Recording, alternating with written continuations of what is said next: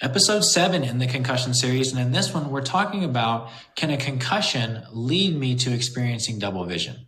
My name is Dr. Matthew Shem. I am the owner of Peak Brain Performance Centers located here in Colorado Springs. And the topic of today is double vision.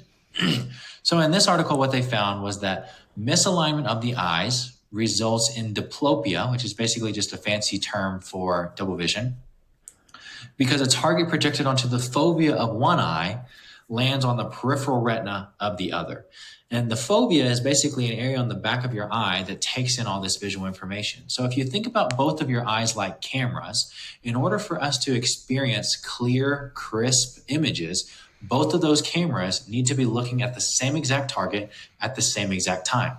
And when that happens is now I have one image coming from one eye, one image coming from another eye, but they're the same. And so whenever they come into the brain to get processed, they overlap, and now you have a clear image. The problem is that after concussion, it's very, very common to see a skew in a certain direction, whether that be up, down, left, or right.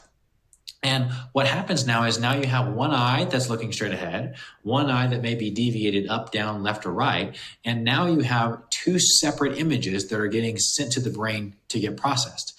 And now, just like the image that you see on the screen, you have one image and another image that's not quite the same. They come back into the brain, they don't quite overlap, and now you have double vision. This article, or this is actually an excerpt from a textbook entitled The Neurology of Eye Movements. And what they found was that at 2 degrees from the center of the fovea, visual acuity has declined by about 50%.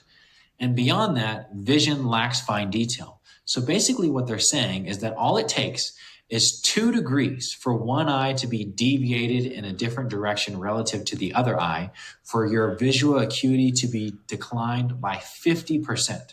What they also found was that in order to have best visual acuity, the image that you're looking at needs to be within 0.5 degrees of the center of the fovea.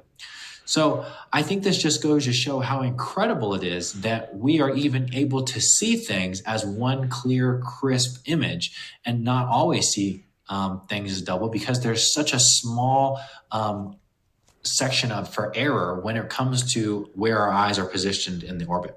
So I hope you're able to learn something today. If you have any questions, feel free to email or call my office. And then if you have any topics that you think would be neat for me to cover, go ahead and drop them below. I'll take a look at them and hopefully get a video out for you. Other than that, until next time, see ya.